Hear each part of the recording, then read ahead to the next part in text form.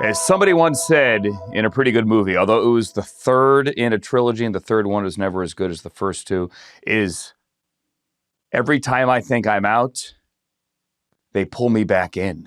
And with that, we pull you back into another edition of Inside Coverage here on Yahoo. Heading into Wild Card Weekend, the how and the why of any and everything you need to know about the National Football League. My name is Andrew Siciliano, and I promised, even though Charles Robinson and Ben Fawkes, gentlemen, hello to you both, were not here yesterday, I promised on yesterday's show that this would be a full Wild Card Weekend preview show.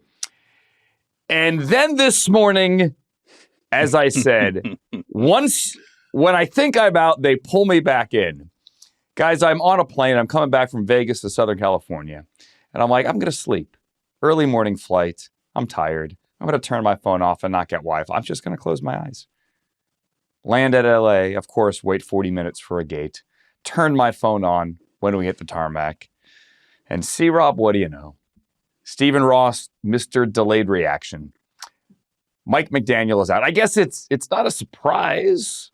It is kind of a surprise. He had to wait till Wednesday, or no, what's today? Thursday to do it, though.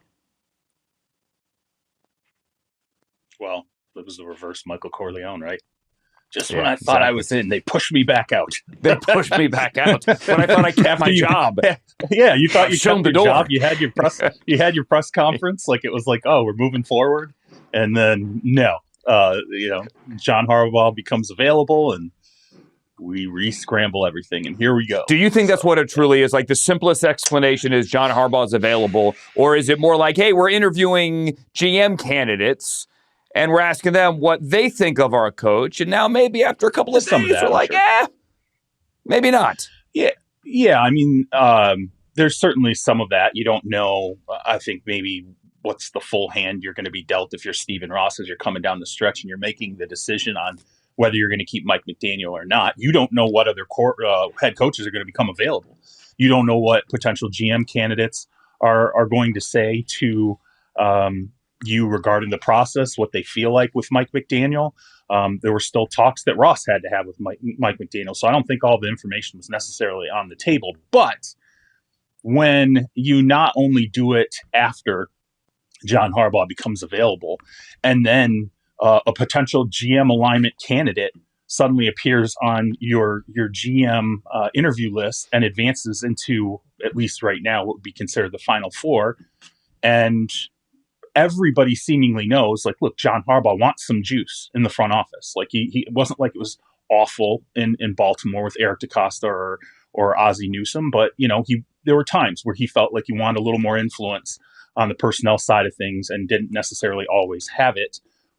It's interesting that the Miami Dolphins, having that GM position open, deciding to push Mike McDaniel out the door and then add a new GM candidate to the mix is certainly interesting. I'll just add, again, we're in the off season, right? So there's not as much from a betting perspective for like next season necessarily, but you can always look a little bit with some of these coaches, right, at how they perform this season. The Dolphins had a win total of 8.5 that opened, pushed down to 7.5 from betting, and they still didn't get over that, going 7-10. So a little disappointing there. And I think just from a competitive standpoint, it's probably not good when your offense looks just as good or better with Quinn Ewers as your starter than Tua. They just had some games early on, too, where they were somewhat non-competitive against not really great teams, right? Just looking at the schedule.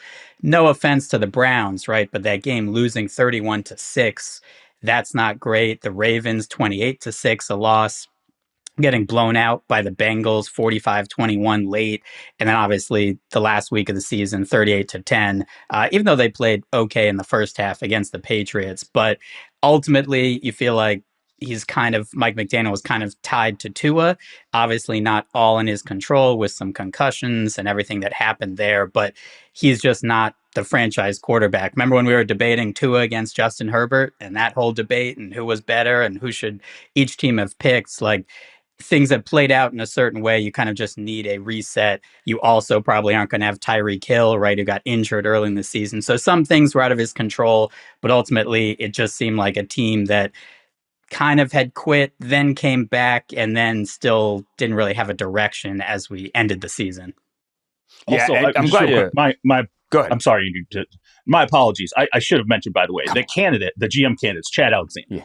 Okay, he's assistant GM out of the Los Angeles Chargers, obviously with Jim Harbaugh's staff there. So yeah, I should have. Sometimes I just presume people pay attention to football the way we do, and they know who I'm talking about. Well, we're connecting dots.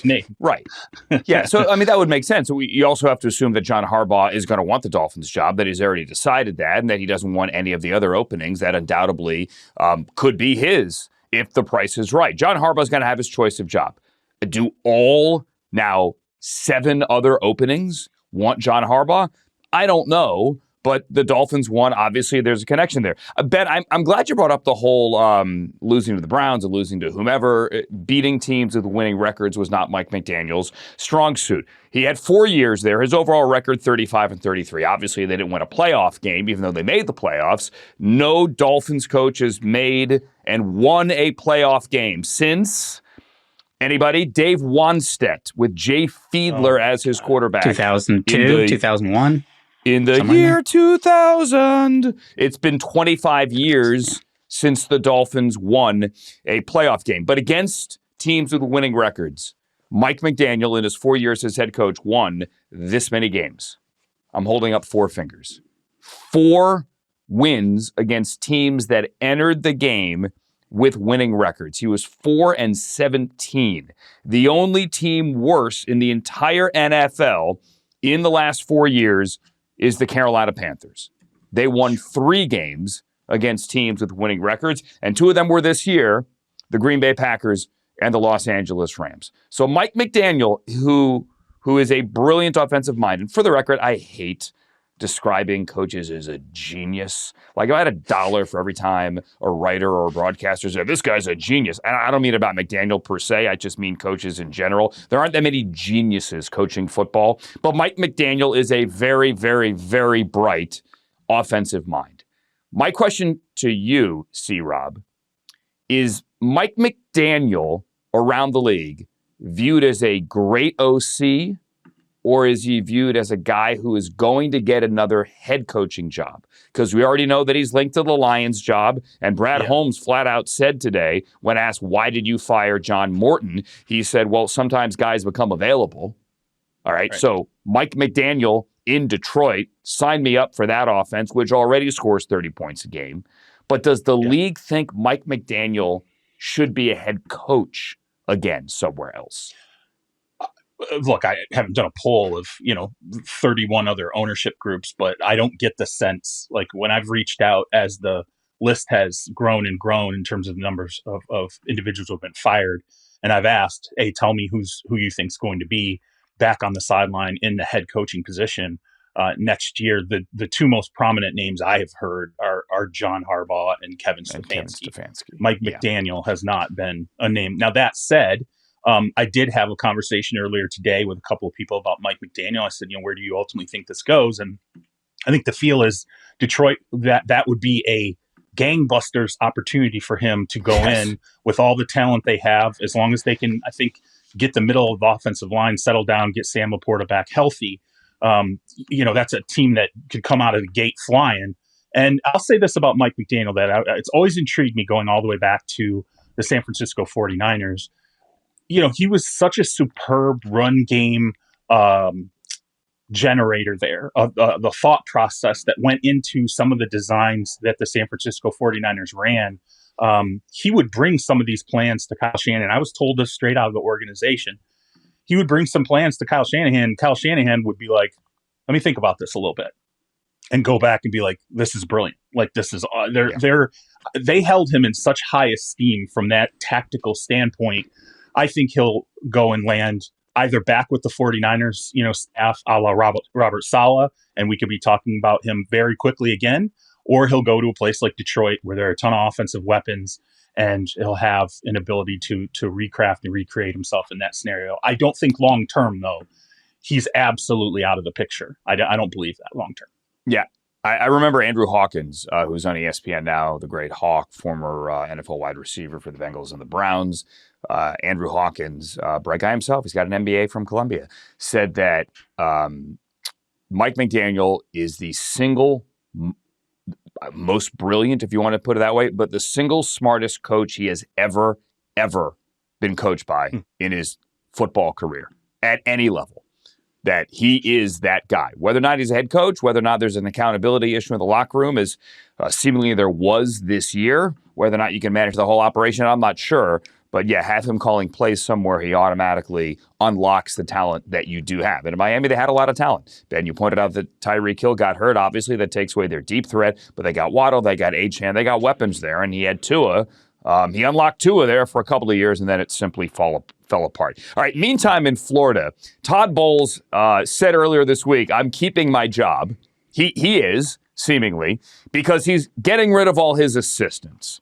I don't know, C-Rob, that I could remember a house cleaning like this. Yeah. They got, let me get the list right, looking off camera here. Thomas McGahee, who was special teams coordinator. Thad Lewis, the quarterback coach, former NFL quarterback with the Rams a little bit. He's been an assistant. He played quarterback at Duke. The D-line coach, Charlie Strong, as in the former Texas head coach, Charlie Strong. He's gone. Kevin Ross, the corners coach, gone. Tom Moore, the legend, 87 years old, Peyton Manning's former right-hand man, 62 years coaching. He's officially retiring. Nick Rapone is retiring as well. He's been coaching in the secondary. Man, they're cleaning house, not to mention offense coordinator Josh Grizzard. So Baker Mayfield will now have a different OC, I believe, in every single season since he got in the league in 2018. Now, that's a bit deceiving. Like, he had Kevin Stefanski as the play caller for 2 straight years in Cleveland, but, Alex Van Pelt was the OC, and then whatever. But you get my point. It's more change for Baker, and Todd Bowles in a power play says, I ain't leaving, you're all leaving. Yeah, I mean, it feels a little Philadelphia Eagles-y to me in terms of like the history of some Eagles head coaches where, I think Doug Peterson had some changes on his staff, and then it got to the point where he said no. He was basically told, hey, look, you're going to walk into the owner's suite right now, and you're going to be told there's got to be some changes on your coaching staff, and whether you come out with a job or not is going to depend on how willing you are to ultimately make those changes. And Doug Peterson went in and said, nope, I'm good. I want to keep these coaches that you think I don't necessarily need to have on my staff next year. I disagree with that, and so I think I should just go my own way.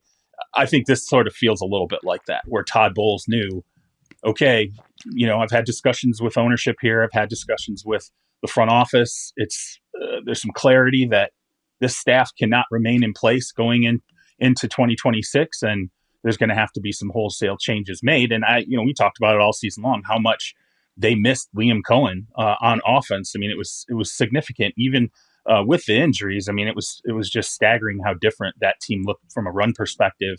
I'll say this for Bowles. I mean, Dave Canales and then followed by Liam Cohen, 2 pretty good OC hires there. Now, you miss on the third. So you got to clean it up. I think that's obviously the most important hire they're really going to make, considering they have to sign Baker Mayfield to another extension in either this offseason or the next. That's got to be a decision that's got to be made. But yeah, I think these changes were not just Todd Bowles saying, hey, I'm going in and I'm cutting everybody, I'm going to go in and with a combine and I'm going to chop down half the staff. I think he knew there were some guys that had to move out of those positions. It's good to be in charge, right? It's not my fault. It's everyone else's fault on the staff. It's him. It's him. It's him.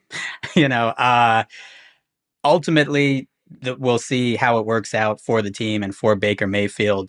I think a lot of going back to, the Thursday night game, I believe, right, against the Falcons. The Falcons had, they have 17 penalties, right? Like, there are just certain games, I think, that you point to, and whether, again, that was going to fall on Todd Bowles or on some of the coaching staff. And ultimately, since I am the sports betting analyst, I look at it through a betting lens. The Bucs finished as the worst team against the spread this year, 5-12. They lost their last 9 games against the spread, which is really difficult to do when basically the odds makers are lowering your power rating a bit, but clearly not enough to the market adjustment. And so they still kept losing against the spread. They didn't win too many games down the stretch either. Obviously, they won that Panthers game. Panthers covered in Week 18, but they just didn't do enough for a team. You know, it's too bad Frank isn't on. I know he was very high in Vegas preseason on the Bucs. He was all in on the Bucs, so a small funeral for Frank's Bucs futures. But they didn't get it done ultimately. And it was a team right early in midseason. It was like Baker Mayfield, MVP candidate. Remember, he was scrambling for all those yards. Potentially some injuries with Baker, but that team just wasn't the same whenever I forget if they started 6-2, 7-2, somewhere in there. It looked like, okay, they're going to win the division again. We'll see when everyone is healthy, right? Mike Evans was out. Chris Godwin was out. Tristan Wirfs was out. When everyone comes back, it'll all be fine. And it kind of went the other way. And so ultimately, is that the locker room? Is that coaching? Something had to change because something was off from what you thought was going to be a potential NFC contender. Yeah, and it didn't work, and they're looking at the Carolina Panthers with a losing record, hosting a playoff game, and that can't sit well. They cannot sit well in Tampa. The Falcons, couldn't get their act together until December when it didn't matter. They were out of the gate, as you said. Baker's going to be the MVP, and then all of a sudden, tell me, Bryce Young and that defense, they're somehow in the playoffs. Yeah, they are. And you're at home, and you had to sit there in Week 18 like the Bengals a year ago and hope for somebody else to do your dirty work, and it didn't happen. And to clarify here for Baker, it's not a different OC every year. He only had one repeat, really. So in 18 as a rookie, it was Todd Haley, but Freddie Kitchens there was part of it as well. After Hugh Jackson got fired, Freddie took over. In 2019, Todd Monken was officially the OC, but Freddie Kitchens called plays. Alex Van Pelt in 20 and 21, but Stefanski called plays. In 2022, he went to Carolina. Ben McAdoo there, then they got blown up. Baker got cut. He came out to LA. Liam Cohen was the OC, but Sean called plays. 2023, went to Tampa. Dave Canales. 2024, Liam Cohen. He too left. And then 2025, Josh Grizzard. So every year, it's something different. And you see Byron Leftwich there before Baker got there in 2022 as the Bucs now go 5 straight with a different OC under Todd Bowles, which is just absolutely absurd. All right, as promised, there are games this weekend. Which coaches will get fired after this weekend? I'm kidding. Although we could do a show on that. We're not going to. Instead, as promised, a full wildcard weekend preview, all 6 games. That's next. All right, friends, let's do it. Welcome back Inside Coverage. Andrew Siciliano, Charles Robinson, and Ben Fawkes, our betting analyst here. Let's run through it. It's finally playoff time. We're down to the tournament with 14 teams. The 2 1 seeds, Denver in the American Football Conference and in the NFC, Seattle. They get the weekend off. They're sitting on the couch, and we have 6 wildcard weekends. We're going to go in chronological, I guess, from when they're going to be played, opening up on Saturday through Monday night.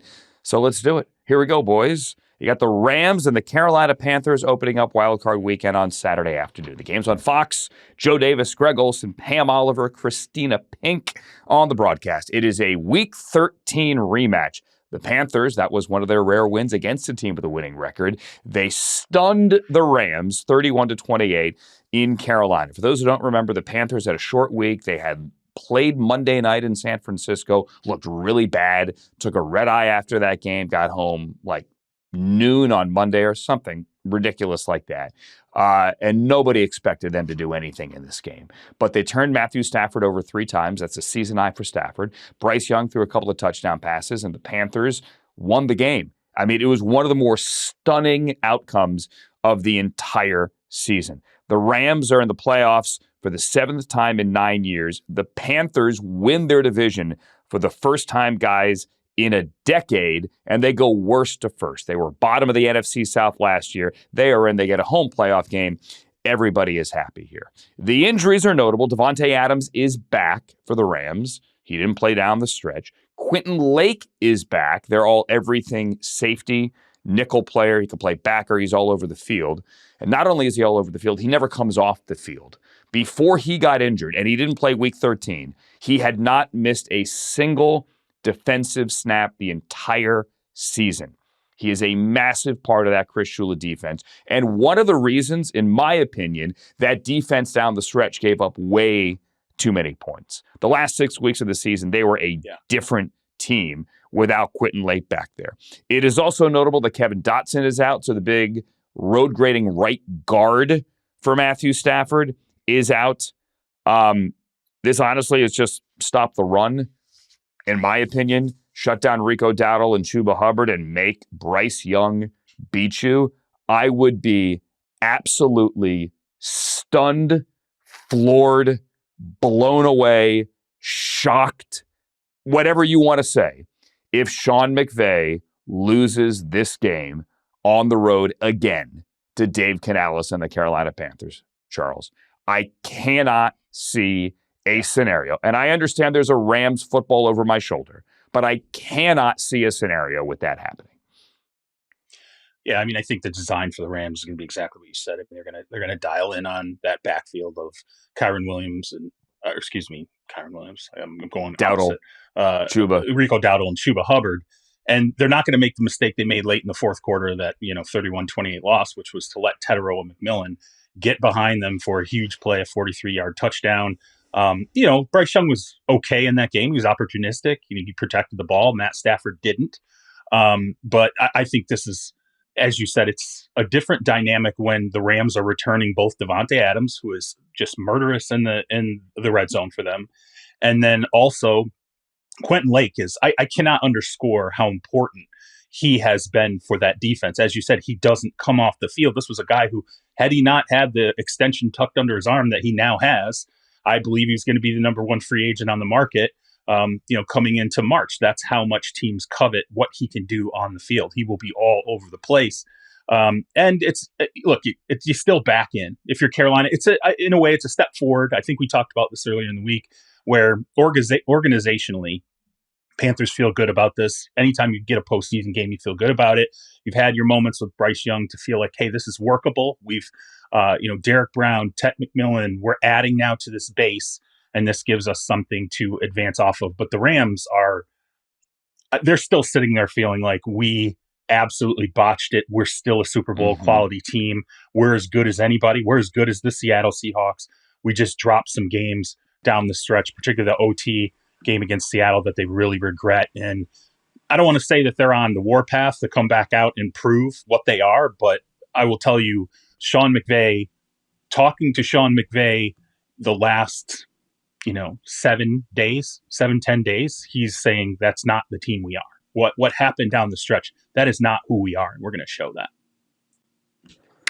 Yeah, I would start off just a good betting nugget for most of these games since 2004, because these games are all outdoors. The under 49-23. So if you just blindly bet the under, you're doing well. And when the total is 41 or above, which is 5 of these 6 games, the only one that's the exception is Steelers Texans, 42-14 to the under, which is 75%. So again, a trend. It's 20 plus years. Who knows if it holds this year, but there is probably something to that. This is the biggest road favorite for the Rams. This line opened 10 up to 10.5, even got to 11 at some sports books, back to 10.5 at most. And this basically would be the biggest NFL playoff road favorite in the Super Bowl era, which goes back to 1966. So we'll call that 60 years. No team has been a bigger road favorite. And to your guys' point, it's just any way you kind of slice it and look at it. The Rams are second in DVOA. The Panthers are 25th. The Rams on offense are just number 1 DVOA, number 1 passing EPA, number 1 rushing, number 1 yards per play. You get it. They're very good. Their defense is also very good. The Panthers, Matthew Stafford, 4th in total QBR, Bryce Young, 22nd, Stafford, potential MVP. Bryce Young, we're not really sure still if he's the guy in Carolina. It's a little bit, I don't want to say it's varsity and JV, but it's a little bit of that, where you have a Rams team that right now, and for basically the second half of the season, has been odds makers' number 1 power rated team, best team in the NFL. It's why their Super Bowl odds are about plus 425 at BetMGM. The Seahawks are plus 375. even though the Seahawks have a bye. So this is viewed as, right, the Rams are going to win this game. They'll move on. They'll probably be the Super Bowl favorite going into the next round. Now, again, this is why we play the games. They did lose that game a couple weeks ago to the Panthers, but it's also important to remember that they kind of dominated a lot of the game. I think they had here 7.4 yards per play. The Panthers were at like 5.8. They had a couple of those turnovers. Bryce Young, I think, had 2 touchdowns on 4th down. So it was kind of all of those things happen, and they only lost the game by 3 points. So all of those things kind of need to happen again for the Panthers. Now, there could be some weather concerns as well in this game. If it is a little colder, potentially some rain, some wind, that's something that could level the playing field. But it just seems like these are two teams on very different paths. And I think the Rams is a get-right game to, for a bit. And to your point as well, Quentin Lake, there's some of those players, right? We saw it with the Ravens in Week 18 with Kyle Hamilton. And that defense completely changed when he was off the field. Mm-hmm. I don't know if Quentin Lake, you guys would know that better than I would, is that level, but I think it is that same thing with like the Vikings and Harrison Smith. They're those guys that when they get off the field, it's a different defense. I just think the Rams will be focused here. I think they take care of business. And it's like you said, it's hard to see the Panthers winning this game. I think it's also hard to see the Panthers covering this game. I think it matters too in their finale. When you wipe the floor with Jacoby Brissett, you get 6 sacks from 5 different guys. Yeah. They needed that little piece of momentum up front. They got it, and I think that cannot be. And it was close in the first half. I mean, they pulled away late. It was competitive. Yeah. It was competitive, right? So point differential. I know you guys love DVOA. Nothing wrong with DVOA. Certainly. Look at point differential as well. Carolina's -69, which is just bonkers. They were outscored by 69 points this year. Now, there have been teams with losing records to win playoff games. We've seen this before. It happened in the Beastquake game in 2010. The Carolina Panthers did it themselves in 2014 when they beat Arizona. So it has been done before. I just want to put the point differential into perspective here. -69. The Rams were plus 172 in point differential. So that's a 241-point swing in point differential. Rams were second to the NFL. The Seahawks were first at 191. The difference, and obviously the Seahawks are the 1 seed in the NFC. So the difference between the Seahawks point differential, best in the NFL, and the Panthers, worst in the playoffs, is 260. It's mind-blowing. And about the Rams losing home field, yeah, it's a big deal. But, and this is not out of the realm of possibility, if they win this game, the Packers beat the Bears, the Niners beat the Eagles, it's a 3-team parlay. They're back at home next week, at least for the divisional round. So I'm telling you, there's a way to get back home this week, but they have to beat the Panthers to open up wild card weekend. All right, let's get to that Packers and Bears game because weather could be a factor there as well. The storm that looked to be maybe some rain and snow in the morning, that forecast has shifted a bit. This could be a snow game. I don't mean like a blizzard game, but there could be some snow falling during this game. It's a night game at Soldier Field. It's on Prime on Saturday evening. So Al Michaels, Kirk Herbstreit, Kaylee Hartung on the call. It is their 3rd meeting in 6 weeks. They split home and home this year. It is the best rivalry in the NFL for my money. It is the 213th meeting of the Bears and the Packers. However, it's only the 3rd time they've played in the postseason, which is, it's hard to wrap your head around. Even Ben Johnson said that today, that he was surprised when he heard that note. The last time they faced each other was the 2010 NFC Championship game. Jay Cutler got hurt. Todd Collins came in the game. He was angry. He had to play football that day. It showed. And Aaron Rodgers and the Packers won the game. They went to Dallas. They beat the Steelers in the Super Bowl. There are a lot of questions about Matt LaFleur, like what happens if they lose this game and it goes badly. I think that's absurd, but he is heading into the final year of his contract, and he and Ed Policy have to sit down to the offseason. The offseason could be Monday and figure out what that contract looks like moving forward. Green Bay dominated the time of possession, C-Rob, the last time they faced each other, but they lost because Caleb pulled another rabbit out of his hat in the fourth quarter and then eventually in overtime here. Again, it comes down to the run game. The Bears ran for about 140 yards a game in each of those two. They're going to have to run the football again. They maybe get Rome Odunze back. Josh Jacobs is back for the Packers.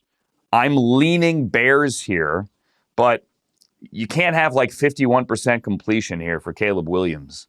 You can't. That's not going to work. You can't just rely on the fourth quarter. Run the ball, pull it out in the fourth quarter. I'm fascinated by this game, but I'm leaning Bears. Especially if it's a weather game, that's I think that there's no doubt that running has to matter. And look, if it eases up a bit, I will say this for the Bears in that offense. When you look at what Ben Johnson has done down the stretch, especially if he gets Rome Odunze back in the lineup, and I think he will, all of a sudden you're looking at Luther Burden as being a guy that has really blossomed the second half of the season. He gives them a lot of versatility, both run and pass. Colston Loveland has turned into like a matchup nightmare for the Bears. They love it. I mean, that guy his future in Chicago is going to be absolutely unbelievable. But then when I look at what bothers me, I look at the Packers, they're just giving up massive chunks of yardage down the stretch in the season. The defense is getting gashed constantly. You lose 4 games to close it. You lose Micah Parsons to injury, which clearly has had a massive cascading effect on that defense. I just don't know if you're the Packers, what you're feeling good about going into this game. And by the way, I'm with you. I don't see Matt Eberflus getting fired if he loses this game. But when I've made calls, Matt LaFleur getting fired. That's a little Freudian one there. I don't see Matt LaFleur getting fired if they lose this game. But when I've made calls over the last 24 to 48 hours, and I'm talking about, positions potentially being open, every time I left Green Bay off, and this is talking to executives, other people that are kind of circulating in the coaching search market, they've brought up Green Bay. And I don't think that just happens out of nowhere. And I may have had it happen half a dozen times where they're like, well, what about Green Bay? And, so I do think there is a level of pressure there for Matt Eberflus with the way things, Matt LaFleur. Man, I'm never going to, jeez. Matt Eberflus, it was so bad. It was so bad in Chicago. I just can't get it out. I need a surgical procedure to get Matt Eberflus out of my brain. And whenever I think about Chicago Green Bay games. I'll say this, and I said this earlier today on the radio in Cleveland. If that happens and if there's a breakup in Green Bay, I will drive to Green Bay to pick up Matt LaFleur and drive him to Berea. We talked about, John Harbaugh is now at the top of the list. Kevin Stefanski on Monday was at the top of everybody's list. Matt LaFleur is going to jump up on that depth chart, the top of everybody's list as well, if he were to become available. I would think so. I mean, I think he's a quality coach, and you look at his winning percentage, it's been excellent. And, he's done this through some personnel questions. You think about they have a lot of wide receivers that they all sort of look like each other, and you can't keep a number one on the field, can't develop a number one permanently. You lose your, Tucker Kraft to a knee earlier this season. And, he also went through the transition from Aaron Rodgers to Jordan Love and was able to come out of it with a team that, I think, frankly, if Micah Parsons does not suffer a season-ending injury, we're having a completely different conversation about the Packers right now. Yeah, I totally agree. And I think I'm glad you brought up Tucker Kraft, because there's this Packers team, which is the 7th seed and rested everyone in a meaningless game because they didn't have anything to play for. And there's the Packers from early in the season with Tucker Kraft, with Micah Parsons, who were potentially the Super Bowl favorite and the highest power rated team by odds makers in the NFL. And it just always shows over the course of the season, right? What did we also see with the Indianapolis Colts? They were very, highly power rated, up there, Super Bowl odds, make a big trade as well for Sauce Gardner. It's a long season, and ultimately it's a season of a lot of attrition as well. And for the Packers, we'll talk about the Niners. They certainly have had plenty of injuries. The Packers have also had in just areas they can't afford to, right? Because they also traded Kenny Clark for Micah Parsons. So you kind of lose two players in a sense, right? You lose that interior run stuffer, and now you lose the edge rusher that you traded him for. And so we've seen that, compound with the defense. Tucker Kraft, a nightmare match, a monster. Now he's out. And so you've seen both sides kind of a weaker team from what they had earlier in the season. They are still right now favored in this game, which is interesting. They are a road favorite, a 1-point road favorite. This did open at some books, Bears -1. It's now Packers -1 or 1.5. It could flip back and forth a bit. Total has come down a couple points from 46 down to 44.5. Betting public, a little bit on the Bears, though still somewhat early in the week. I think also interesting with some of these other games we'll discuss, right? The Bears did play. They had a little bit to play for potentially in keeping that number 2 seed, but they played mostly everyone that last week, whereas the Packers had the opposite. They basically had a bye week for all their starters. So is that beneficial for health? Is that a rest versus rust? We'll kind of see what that is with two teams that, like we said, have just played each other a few times, the third time in the past, 6 or 7 weeks. I actually didn't realize, looking at the stats, how efficient Jordan Love had been. He's second in EPA per play, third in success rate for this offense, third in QBR. The Packers are the number 1 team when running play action as well. So the offense has been good. It hasn't always, I think, accumulated in as many points as we feel like they should have. And ultimately, I think this game is going to come down to, can the Packers stop the Bears from running the ball? The Bears, number 1 in rushing success rate. They were able to run it in those previous games. And the Packers D is 28th in success rate against the run. So if it's that cold, snowy game ultimately, and there's some wind, maybe the Packers can't throw the ball the way they'd like to, are the Bears just going to line up, run the ball, and there's nothing the Packers can do about it? And even though you could argue, as I probably would, the Packers are a more talented team overall, maybe even with those injuries, the Bears just have that advantage that I'm not sure the Packers can stop right now. Yeah, this is a great Saturday night game. Andrew, you've been in Chicago. It's interesting because we don't really talk about this very much, but the excitement level over this team is, it's peaking. It has to mean something, right? That you're playing a home game in front of a crowd that's going to pack it in. Packers. And it's the Packers. Yes. Like, I just, this maximum level, like that stadium is going to be completely packed. I absolutely believe that that's a real home field advantage in this game for the Bears. And yet when I hear people talk about this game, barely anybody brings it up outside of the weather. They don't talk about the actual the fan base and what the Green Bay Packers are going to have to deal with. This is going to be as fervent as I can't even remember. I tried to think, what's the last game like this in Chicago where I could remember it being on this level? And you'd have to go all the way back to maybe the Rex Grossman era when they made it to the Super Bowl and lost. NFC Championship game against the Saints. I was in the stands that day, that night. It was freezing, froze my tail off. Couldn't get an Uber, couldn't get transportation out of there. I walked back to NBC Tower, believe it or not, up Lakeshore on the side. Yeah, after that game. I couldn't feel my feet. But that building was ridiculous. It's in the NFC Championship game. Obviously, you're going to the Super Bowl. They won. They beat Drew Brees and Sean Payton. It was awesome. But yeah, there is nothing like being in the stands when the home team wins a playoff game of the NFL. Like, it is a different kind of awesome. I'm glad you brought it up.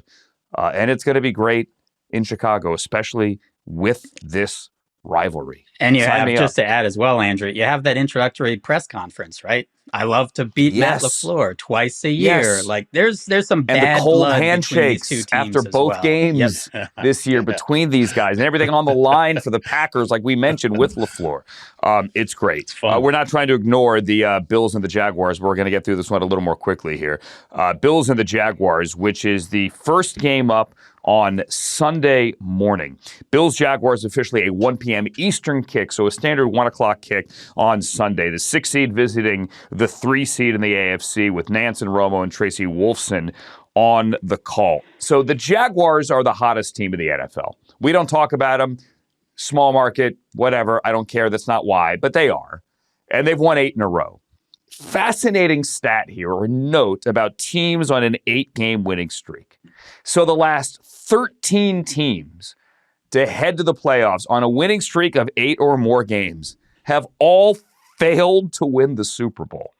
6 of them failed to even win a playoff game, which is just, I don't know, interesting, confusing to me. It doesn't, peaking too early, it doesn't always convey when you start the playoffs. But the Jaguars are beating teams during this 8-game winning streak by like 19 points a game, or at least their overall point differential in the 8 games would average out to about 19 points a game. It's an amazing quarterback battle. I mean, Josh Allen and Trevor Lawrence playing the best football of his career. Trevor is. I still think it comes down to the run game. Buffalo's got the most dynamic, the most explosive, the best run defense, or rather offense, in the entire NFL. But the Jaguars stop the run. They've got the best run defense in the NFL. So there's the real battle here, even though the quarterbacks are the shiny objects. And talk about coaches and pressure here. Again, I don't think Sean McDermott is win or out, but everybody will tell you that with Burrow and Lamar and Patrick Mahomes out, see, Rob, this is the easiest path to the Super Bowl for the Bills. I would counter with, this is maybe their worst team in years making it to the postseason. They're not a bad team. I mean, they run the ball very well. Like I said, yeah, they're a good team. But compared to the juggernaut Bills teams from years past that couldn't get by Mahomes, this is not them. Yeah, I mean, defensively, they're definitely not the same. And, in a weird way, when you talked about Jacksonville and the run they've been on, 9-1 since the bye, I think, and the one loss was to a Houston Texans team that were like, oh, actually, they turned out to be a pretty good team. Yeah, exactly. And you look at, you look at Trevor Lawrence. I think he's got 19 touchdowns in the last 6 games. They're on a heater, straight up. But I could see it be that feeling of, when you peaked, who you peaked against. They feasted on a lot of bad teams down the stretch. And then conversely, I looked at the Bills and I said, yeah, a terrible game, late against the Philadelphia Eagles. That 13-12 loss was just awful. But maybe it's good that you had that happen. Maybe that is that sort of wake you up moment down the stretch and you realize what the stakes are here. I don't like that Sean McDermott's 0-5 on the road. I don't like that John Harbaugh is now a name that gets mentioned, with that Bills job if they happen to lose this game to Jacksonville. So I do think there's an element of pressure.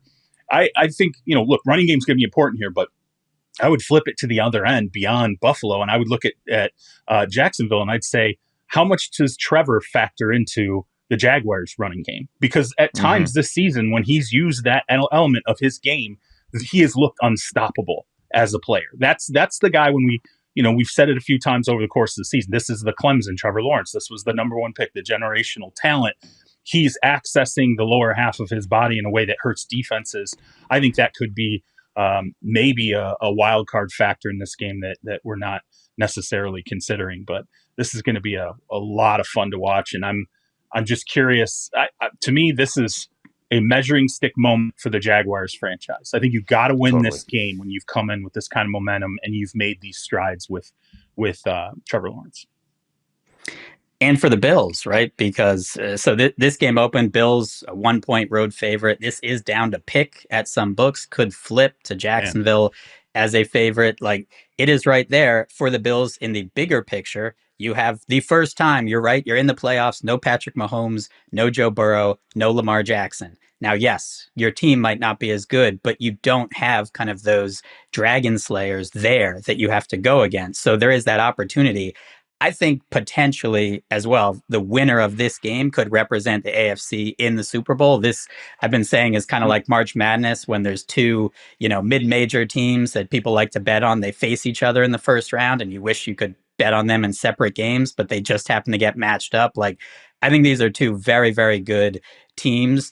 We're going to see this spread be close to that total of 51.5. It is the highest total on the board. 8 of the last 10 Bills playoff games have gone over the total, as you would kind of expect. Very good offense. Defense has let them down. interesting as well, because the Bills, right, we're used to them winning the division. They get those home playoff games. Sean McDermott 0-5 in the playoffs on the road, and so now they also have to start on the road. Little different for the Bills. Will that defense be able to hold up?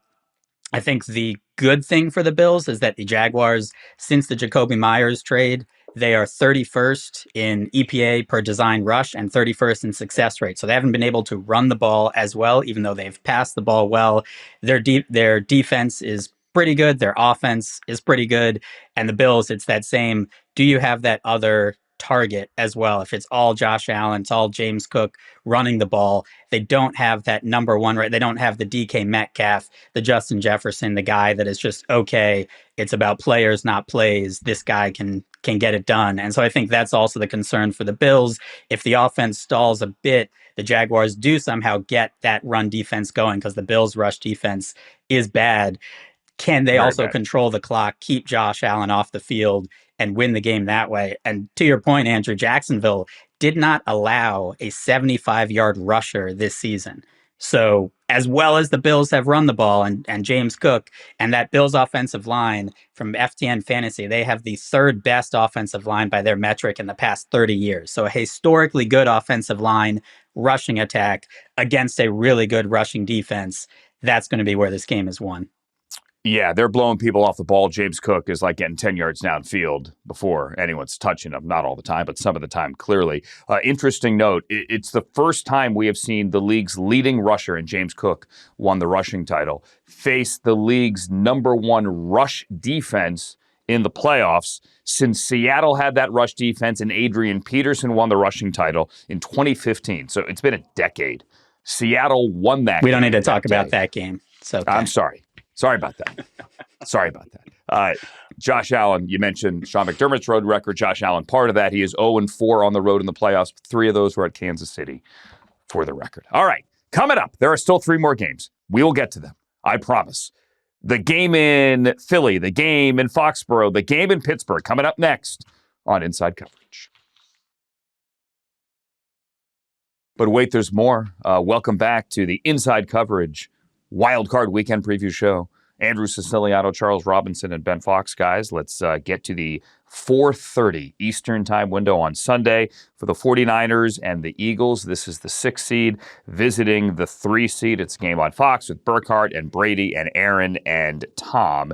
It is a rematch of the 2022 NFC Championship game. Remember where all the Niners quarterbacks got hurt and they eventually changed the rules with the emergency quarterbacks and all that nonsense, when in reality Kyle Shanahan and John Lynch just mismanaged their quarterback roster and didn't have enough healthy quarterbacks, but that's just my 2 cents on all that. But they changed the rules for that game. The 49ers have never gone one and done in the postseason under Kyle Shanahan. As a matter of fact, dating back to 2011, and this is just bonkers, the Niners, when they make the playoffs, get to the NFC Championship game. 7 consecutive playoff trips have gotten to at least the NFC Championship game. But the Eagles have never lost a home under Nick Sirianni. They're 5-0. This is a battle, in my eyes, of the overused running back. We talk so much about Saquon and how much they overused him potentially last year in that effort to get 2,000. Look, they got their ring out of it. Saquon in the regular season last year had 378 touches. This year, in the regular season, Christian McCaffrey has 413 touches, which is, wrap your head around that. But they're going to have to rely on him to win this game as well. And this story, really, to me, Rob, let's start with you, is the idea that the Eagles' offense is not good. There's no metric other than, like, hey, Jalen Hurts threw for a career-high 25 touchdown passes this year. Yay. You wouldn't have known it, necessarily. They had the most 3-and-outs in the NFL. The most. Somehow, though, Robert Saleh, with all the pieces in pieces, has found a way to cobble together a defense. Right now, as we sit here Thursday afternoon, they don't have a healthy linebacker. Like, not one that started the season on their initial 53. They find a way. It is a banged-up defense against an offense that has done very little this year. but the game is in Philadelphia. And the shiny objects are the running backs and the quarterbacks. I totally get that. San Francisco clearly has the better offense here, with or without Trent Williams. Lane Johnson back on the practice field for the Eagles. Yeah, who knows? Here as we tape it on Thursday. I'm really torn on this game. I've gone back and forth 100 times. Yeah, I mean, I think it's, oddly enough, I actually think it's going to be a defensive coordinator game. One of these two guys, like Vic Fangio and Salah, they both should get assistant coach of the year votes this year. I mean, they've done fantastic things for different reasons, obviously. I mean, Vic Fangio's taken all the assets that he's had in front of him. He's been exquisite. Robert Saleh's taken everything that hasn't been in front of him and been exquisite, and both put together very, very impressive defensive seasons. To me, what I think about, though, in this game, I feel like the 49ers, you got to have this is just me, it's my personal opinion. I think you have to have your full offensive suite of players. I think not having, Trent Williams not being on the field, to me, would be a massive problem in this game. I think Ricky Pearsall gives that offense more than people realize. I think particularly if he's fully healthy, he's able to find, depth and space, and it opens things up for Christian McCaffrey. I think when he's not there, the load is so heavy on a George Kittle. If he is fully healthy, the load is so healthy on running back Christian McCaffrey.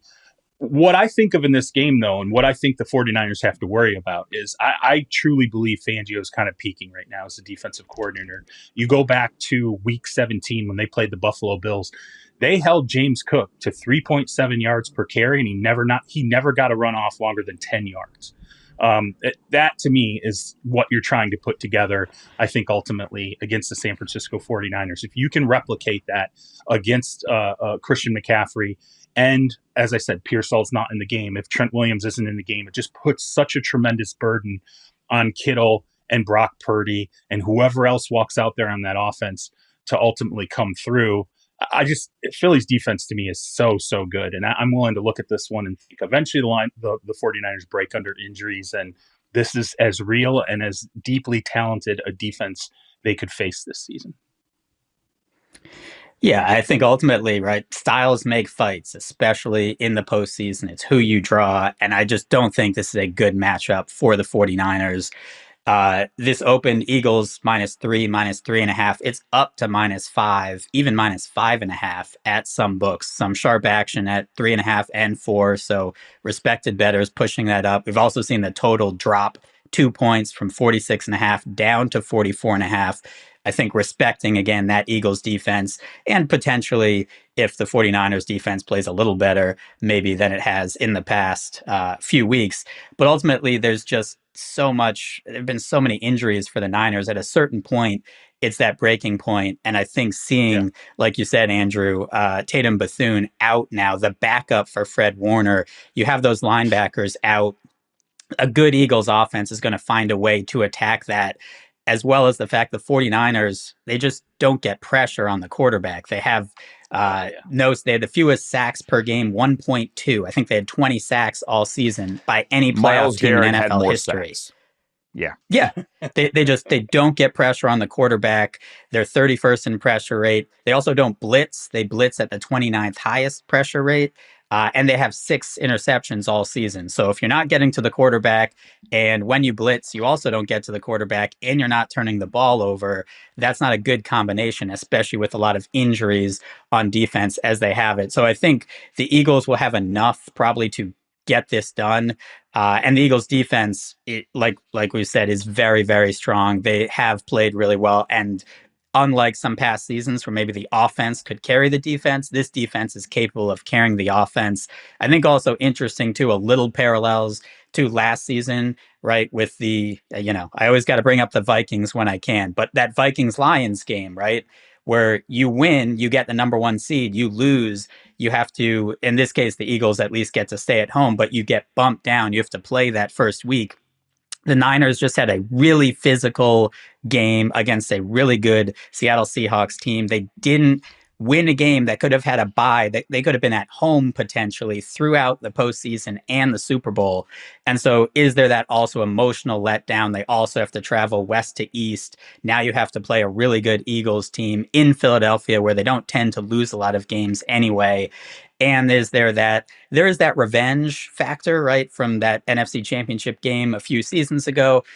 But is there also that ghost of Christmas past from a couple of seasons ago and what happened there and injuries and can we win there and all that? So I just don't think it's a good matchup for the 49ers at full strength. I think I like the Niners over the Eagles, but Absolutely. the Niners are very far from full strength right now. Very far. Yeah, and Yeah. their flight will inevitably get delayed because no plane has ever landed on time nor taken off on time. The next will be the first from that airport in Philadelphia. So you have to factor that in there as well. To your point about the sacks, the Niners are the first team in NFL history to make the playoffs, since '82 when we kept track of sacks with fewer than 20, with 20 or fewer sacks and fewer than 10 picks. Like, They just don't get to the quarterback and don't force turnovers, but they have found a way to win. But, again, conversely, the Eagles, of the teams that made the playoffs, third fewest points scored. Only the Chargers and the Panthers have scored more points than the Eagles, and they have the most 3-and-outs. I mean, their offense, all the A.J. Brown drama, just look under the hood. He's right. It hasn't worked.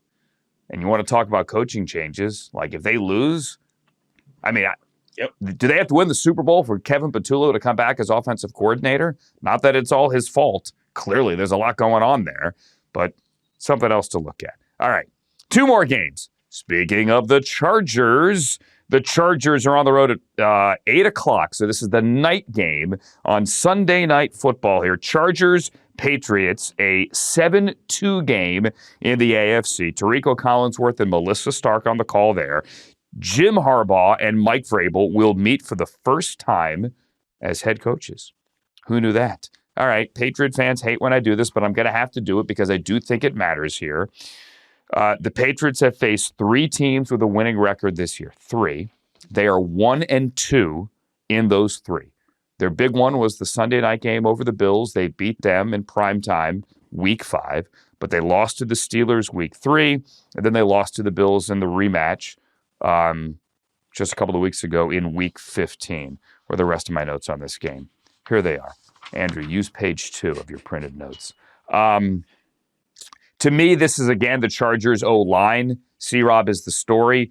32 different O-line combinations this year. The reason, as I said last week, that Jim Harbaugh rested everybody in Week 18, seeding could have still very much been affected. It's that they feared for Justin Herbert's safety.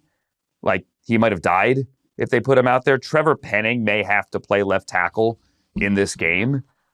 Trevor Penning's a former first-round pick, but there's a reason the Chargers got him for like a 6-pack of beer at the trade deadline, and you may have to start him at left tackle. He was like a rotational piece, a 6th offensive lineman after they made the deal.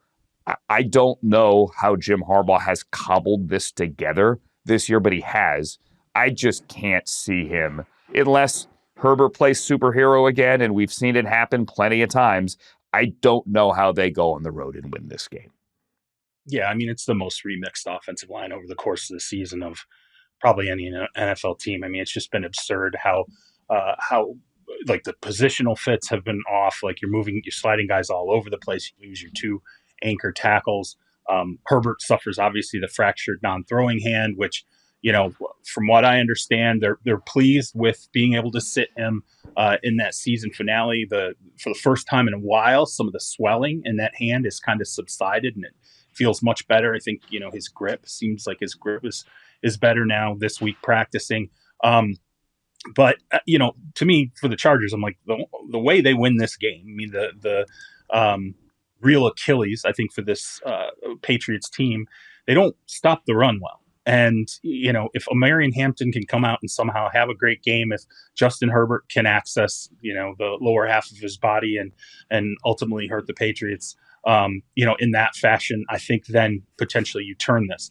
The problem is Milton Williams returns for the New England Patriots in this game. It's a big deal. Milton Williams teams could not handle him, early in this season before he missed a large swath of games.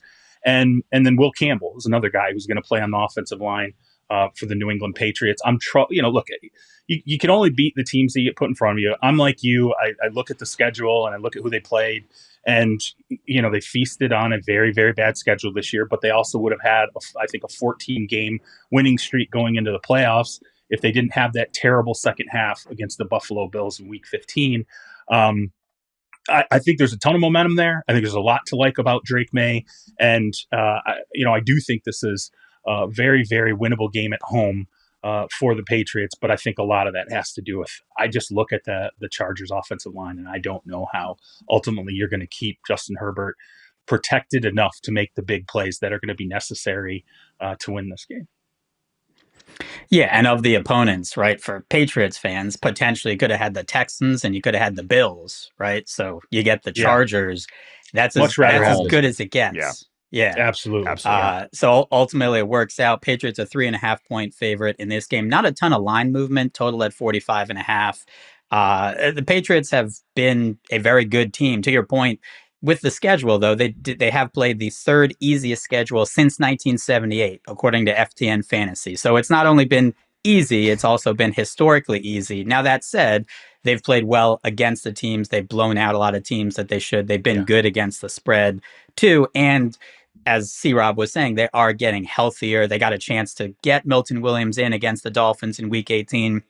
I think Will Campbell played, I believe, at least a little bit. So get their feet wet, at least their first action back wasn't in the postseason. Their offense is number one in EPA per play overall and passing, but only 24th rushing. And I think that's a big thing. This Chargers defense is good both against the run and against the pass.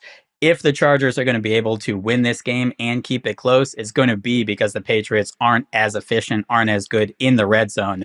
The Patriots, the best statistical offense in the league outside the red zone, they're only 17th in EPA in the red zone and 30th running the ball there. So can they convert? They're going to move the ball even against a good defense, but can they convert those into touchdowns? And I think ultimately, if as well, Mike Vrabel is a smart coach. They have Vlad McConkey, right? He is the engine of that passing game. I'm assuming they're going to double him or take him away. Can Keenan Allen do enough? Can they do enough if they don't get enough from Vlad McConkey? We kind of saw this last year in that Texans playoff game where the Chargers started off well. I think there was one interception. Things kind of went downhill and they were able to kind of take Vlad McConkey out. If the Patriots can do the same thing, I just think they have a better team. They have the home field advantage, a good coach. This feels like whether or not the Patriots make a Super Bowl run is a different question, but I just think they're a better team right now. Again, the Chargers, full strength, Joe Alt, Rashawn Slater, different story. That's a 50-50 They might game. be hosting this game with those totally. cases. Exactly. Right. To me, this feels a little bit like, again, the 49ers. There's just too many injuries. Justin Herbert with the banged up hand as well. Now, he is good enough to carry them potentially to a win, but I think this spread's also a little light. I think the Patriots get this done. Again, Patriot fans, it's not a knock. You're a good team. You're a good team. Stop getting so angry when people point out that the schedule is easy. It's just a fact. Both can be true. The schedule's easy and you've played well. Both can be true. Looking ahead to next year, because yes, I've already done that. The easiest schedule, as of now on paper, not calculating in the playoffs or anything like that, just based on regular season records that just ended. The easiest schedule next year, drum roll. Anybody? Do you know? Anybody? Cleveland Browns. Bam! The Cleveland Browns. Is it the Cleveland Browns? Interesting. It is. Just throwing it out there. Think about it. Happy to play a last place schedule and the AFC South and the NFC South. Happy. I welcome it. All right. You mentioned the Chargers, how they started well last year, and then the wheels came off in the postseason, their wild card game. It was on the road. It was in Houston against the Texans. The Texans are on the road to close out wild card weekend. The weekend's going to extend to Monday. So the Monday night game here, the Texans and the Steelers, the 5 visiting the 4. This is a Monday night football game, so it's Joe Buck and Troy Aikman and Lisa Salters and Laura Rutledge on the call. The Texans won 12 games this year. They started 0-3. So just think about the heater that they have been on. After opening 0-3, they have won 12 of their last 14 games. Their defense is smoking, and their offense has figured it out under first-year coordinator Nick Caley, who got his flowers today from C.J. Stroud when he was on the podium. He said that everyone wants to microwave things. He said really their offense is more of a crock pot, right? It's a slow cooker, and they've been slow cooking it.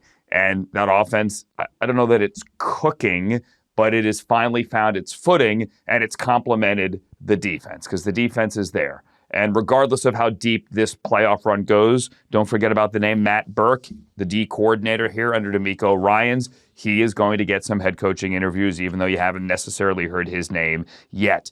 As for the Steelers, talk about the storylines here. See, Rob, I found it very interesting, and we talked about it, Jory and I did yesterday, that Mike Tomlin went on Rich Eisen's show this week. Mike Tomlin doesn't do one-off standalone interviews. He just doesn't do it during the season. Came on with Rich, to Rich's credit. Mutual respect. Did Rich's show. And when given the opportunity to say, hey, I want to be here, I'm coming back, although he wasn't asked point blank, he didn't do it. Lot hanging over this game. Is it Aaron Rodgers' final game? Not only as a Steeler, but maybe ever. He's intimated he wants to keep on playing. Steeler fans hate when I bring this up. TJ Watt has never been on a team that has won a playoff game. Ever. They get in, they lose. Period. Great way to end the weekend. Steelers fans aren't going to like to hear it either. You know, I think there are some networks out there that are very interested in offering Mike Tomlin a lot of money to be an analyst. And by the way, I'm go ahead. I'm sorry. No, go ahead. No, by the way. Their offensive line against this pass rush, let's just get to that. The X's and O's, they're going to have a hard time protecting Aaron Rodgers, who's going to throw the ball in 1.2 seconds like he's facing 5 Myles Garretts. Anyway, keep going. Yeah, Will Anderson, Danielle Hunter. I mean, this is to me, it's a little bit of a nightmare, you know, for Aaron Rodgers, and it could be reminiscent of the Browns game where it's like you can tell you're looking at him and you're like he's just trying to get that ball out as fast as he possibly can, you know, to keep himself upright. And look, the Texans, I think they're on a 9-0 run, you know, to close the season. The defense is playing hellacious football. They look like a giant killer to me because when you look at the 9-0 run, they've beaten Justin Herbert. They've beaten, I think, Josh Allen. I think they've beaten Josh Allen, Justin Herbert, and Trevor Lawrence. They beat all 3 of those quarterbacks. This is not the defense you want to be, you know, facing right now. And the thing about the Steelers, too, when I watched the end of that game against the Baltimore Ravens, this is not science here, but I've covered the league long enough to see this. Sometimes you see teams that they get into the playoffs in an absolutely miraculous way, and then you're in the locker room and you're like, do they just feel relieved? Like, is there just an element of like relief that they know they that this was over, they lost it, they were not going to the playoffs, and something flipped for them at the last moment in the fourth quarter, and next thing you know, they're entering the playoffs, and it's not with this forceful momentum of we dominated a game, we went in here, we took care of business. A kicker missed. And that was the difference ultimately, you know, for this. I'm very curious. Like I sat there and I thought, who's coming into this with more momentum? And I said, you could say it's a coin flip because of the, you know, the emotion that was released at the end of the game between the Steelers and the Ravens. Or you could look at the Texans and just say, hey, we feel like we're dominating down the stretch. We're ready to put this all together. I would tend to believe it really leans more toward fundamentally the Texans in this game, because I just can't see winning a game like that and seeing how those guys were reacting to it and not feel like the Steelers are, maybe they don't consider themselves lucky, but I do think there was a sense of real relief to actually win that game and end up in the playoffs. And to your point, Andrew, Pittsburgh since 2017, 0-6 straight up Also 0-6 against the spread. So they have not covered a spread in any of those playoff games. This opened the Texans a 3.5-point road favorite. It is down to 3. Sharps did take the plus 3.5. It is also the lowest total on the board, as you would expect, 39.5. That is down, though, to 38.5. So also some money there. Steelers this season 7-1-1 in the first half to the under at home. Texans 7-1 to the first half under on the road. First half total is very low, only 19.5 points, but one potential angle there. I think to C-Rob's point as well, these Steelers just have a lower ceiling. They are the second lowest power rated team in the playoffs, just ahead of the Panthers. And when I asked one odds maker, they only had the Steelers 2 points on a neutral field over the Panthers. So whatever we think of the Panthers, they'd only have the Steelers -2 in a game on a neutral field against them.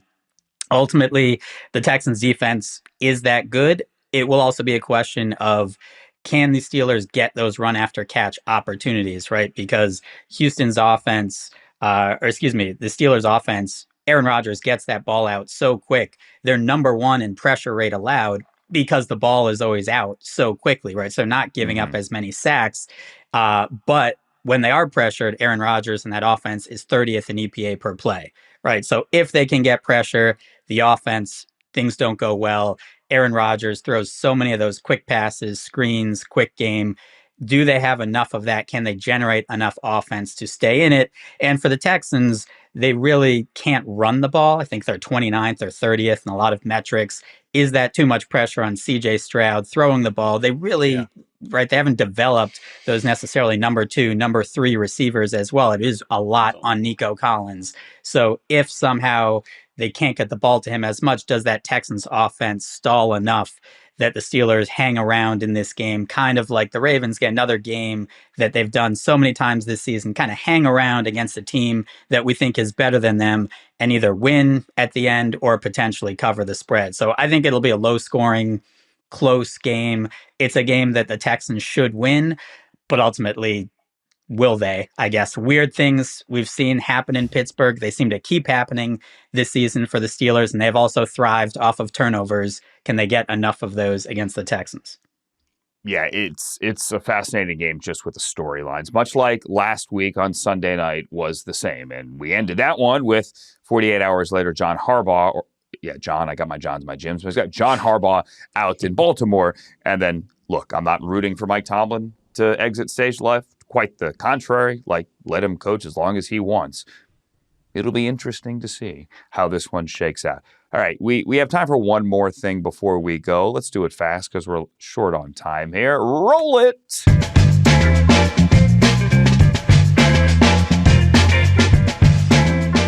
C-Rob, while you were gone, we got a house band and animation. You go first. Yeah, I'm like, this is new. We got graphics. We got money for graphics. Hope that came out of Frank's pockets. All right, here we go.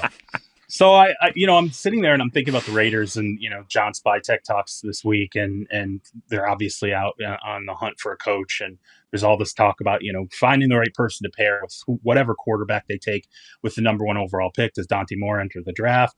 And, I know this, but I pull it up every year because it ends up being such an unmitigated disaster with quarterbacks who get chosen number 1 overall.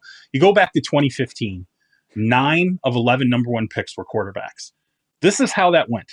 Cam Ward, Brian Callahan, fired. Obviously a massive, just a completely underwhelming pairing. Caleb Williams, Matt Eberflus, fired. Bryce Young, Frank Reich, fired. By the way, most of these coaches aren't lasting more than a season. Some of them are being fired in less than 1 season. Trevor Lawrence, Urban Meyer, fired. Joe Burrow, Zach Taylor, to his credit, he survived this offseason, so he's still there with Joe Burrow, that pairing. Kyler Murray, Cliff Kingsbury lasted a couple seasons, ultimately fired. Baker Mayfield, Hugh Jackson, fired. Jeff Fisher, Jared Goff, Fisher fired. Jameis Winston, Lovie Smith, fired. That's going back to 2015. If you are a coach of the number 1 pick quarterback, good luck, man, because it is tough sledding. And Zach Wilson, let's be honest, Zach would have been fired this offseason. I think it was very, very easy. He could have been fired. And obviously that didn't happen, but it's good luck to the Raiders and their next quarterback, number 1 quarterback head coach. if Mike Tomlin somehow decides to do something else with his life or there's a change there, what if I told you that Zach Taylor would be the only coach to make it through the AFC North offseason? Crazy. Mind blown. All right, Ben, what do you got? So I would say there's a lot of different contests you can do during the NFL season. One of them is Survivor, which is basically you pick one NFL team each week to win. You can't repeat that team. It is a tough contest. You gotta, as the kids say, you gotta have your mentals right? If you have this one guy who I was able to speak with, he basically had last year in Circa Sports, they have the biggest Survivor contest.